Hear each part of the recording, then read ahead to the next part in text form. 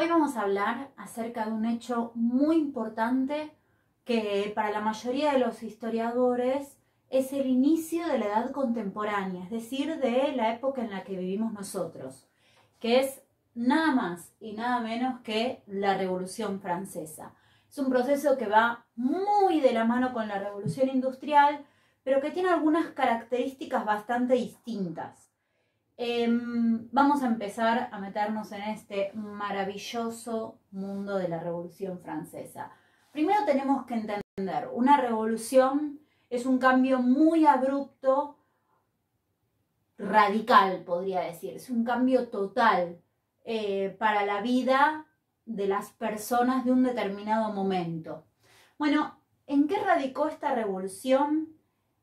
Significó cambiar de raíz el antiguo régimen. Ahora, ¿qué era el antiguo régimen? Obviamente es una denominación posterior. En ese momento no decían estamos viviendo en el antiguo régimen, sino que es algo que se lo empezó a decir después. ¿De qué se trataba este antiguo régimen? Era un gobierno firme, duro, de un rey, una monarquía absoluta, es decir, que tenía el control total sobre la vida, la propiedad de sus súbditos, de las personas que vivían en ese momento en Francia. Francia era un reino. A su vez, esta era una monarquía hereditaria, es decir, pasaba de padre a hijo. Tenemos montones de películas e historias sobre esto. Era una sociedad que se dividía en estamentos, es decir, grupos en los cuales se nacía y se moría, y en los cuales esa pertenencia, de acuerdo a donde uno nacía, tenía determinados derechos y obligaciones. Esquemáticamente, en Francia había 3 estamentos que se simbolizaban en los 3 estados. El primer estado, el clero, los miembros, los altos miembros de la iglesia, los cargos jerárquicos de la iglesia. El segundo estamento va a ser la nobleza, dueños de tierras, en su gran mayoría, caballeros, distintos, digamos, tenía toda una jerarquía, la nobleza. Y en el tercer estado va a estar todo el resto. Ahora, en este tercer estado, atenti, tenemos una gran mayoría de población campesina, porque la economía era agraria, pero también vamos a tener población urbana, ya sea trabajadores urbanos, artesanos, algunos profesionales, médicos, abogados. Vamos a tener también a una burguesía que venía creciendo en Francia. Entonces, el tercer estado era muy heterogéneo, es decir, había una gran variedad en su interior. Esta es la imagen que tenemos de la Francia hasta 1789, que va a ser el año que lo cambia todo. El siglo XVIII va a pasar a la historia como el siglo de la razón. ¿Por qué? Por una corriente de pensamiento que va a ser muy importante en este momento, que es la Ilustración o el Iluminismo. Una corriente que tiene un gran despliegue en Francia, pero no es solamente de Francia, y que empieza a cuestionar ciertas ideas muy rígidas hasta ese momento. Por ejemplo, la idea de que todo el orden social tenía una causa y una razón religiosa. Todo es así porque así lo determinó Dios y acá se acabó. No, eso no va más. Empieza a cuestionarse muchas cosas. Por esto esta idea de la diosa razón.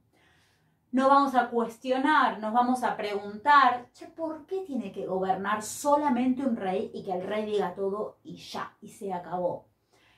¿Por qué todo el conocimiento proviene de la iglesia? Piensa en esto de la Edad Media, los monjes copiando, todo, los monjes y la iglesia eran los únicos que escribían. Bueno, esto ya en la Edad Moderna empieza a cambiar y empieza a haber una necesidad de que el conocimiento circule de otra manera. ¿Qué van a hacer estos pensadores de la Ilustración? Van a armar la enciclopedia. Sí, van a juntar todo esto, lo que nosotros tenemos en un doc en Wikipedia. En este momento van a hacer un trabajo bárbaro, juntar todo el conocimiento de medicina, de matemática, y ahí tenemos la enciclopedia. Todo todo este orden entonces viene bastante convulsionado porque, claro, revolución industrial en Inglaterra. En Estados Unidos hay una revolución de independencia que empieza a basarse también en muchas de estas nuevas ideas.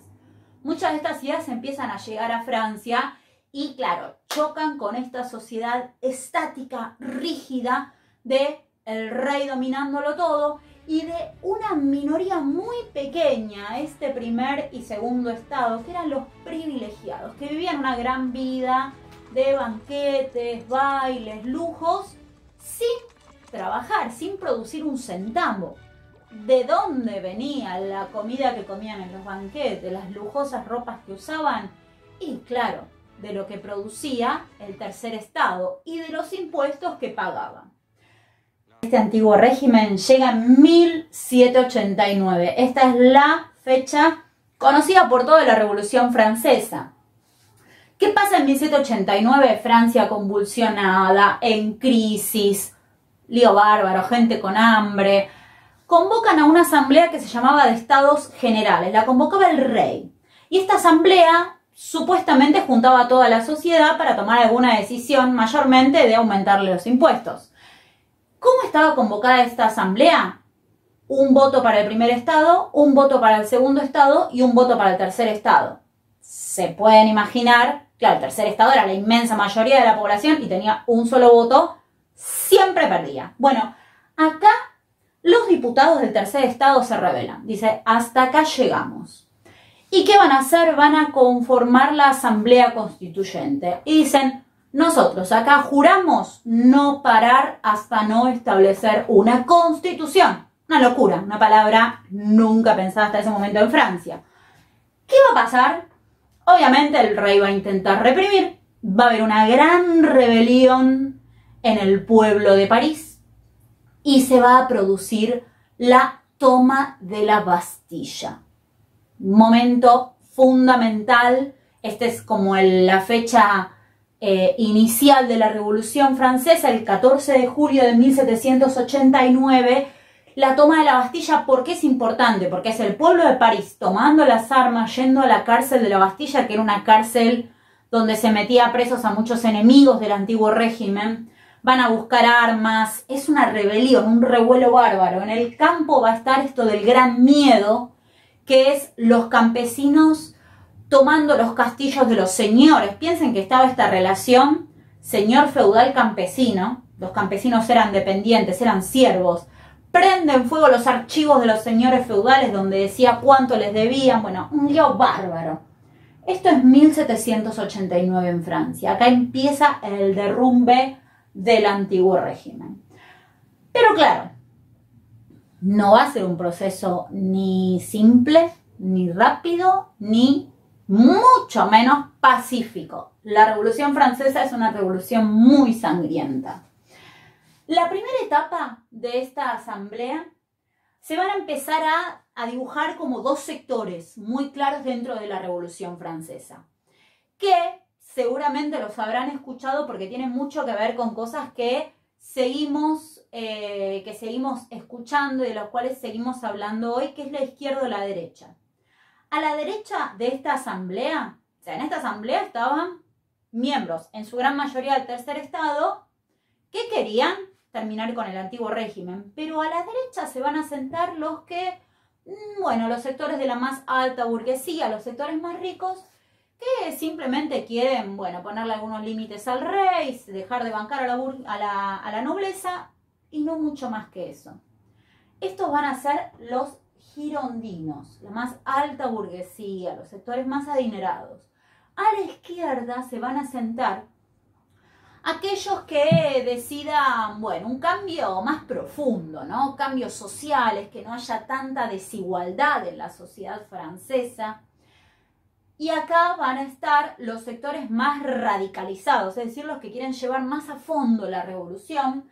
Algunos de estos sectores van a ser conocidos como los jacobinos, porque armaban clubes. Es una historia fantástica esta Revolución Francesa, pero es larguísima. Bueno, en la primera etapa, la asamblea va a estar dominada por los sectores más de derecha, los girondinos. Entonces dicen, bueno, vamos a cambiar, pero hasta acá.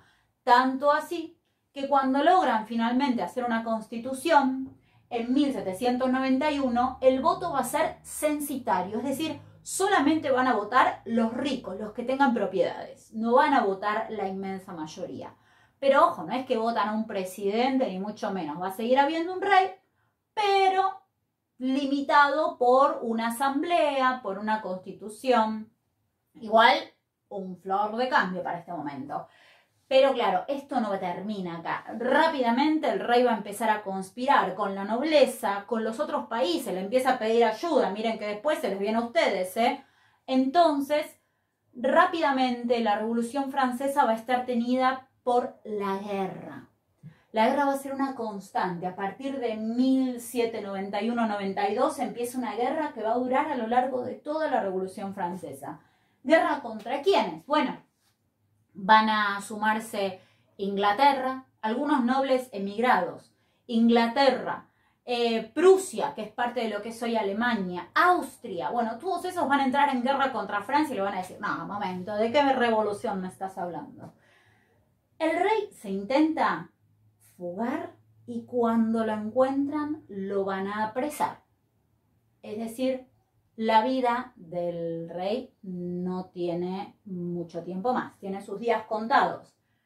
¿Qué van a hacer cuando esta revolución vaya avanzando y se vaya recrudeciendo, se vuelve todo cada vez más violento? Van a ejecutar al rey y a toda su familia, cosa de que hasta acá llegó la realeza, no queremos más reyes en Francia.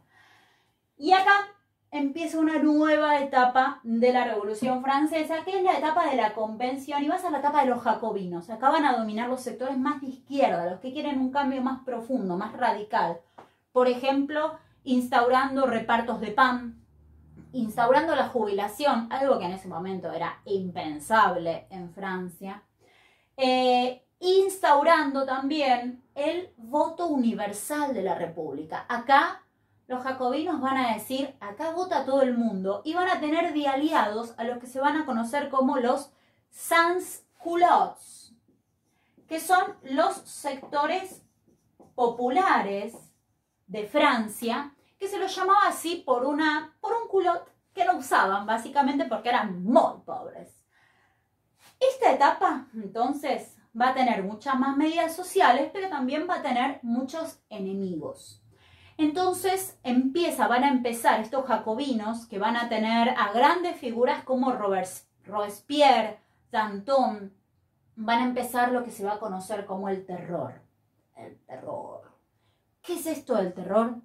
Bueno, van a pasar a ejecutar con la guillotina, un invento de esta época, de un tal señor Guillotín.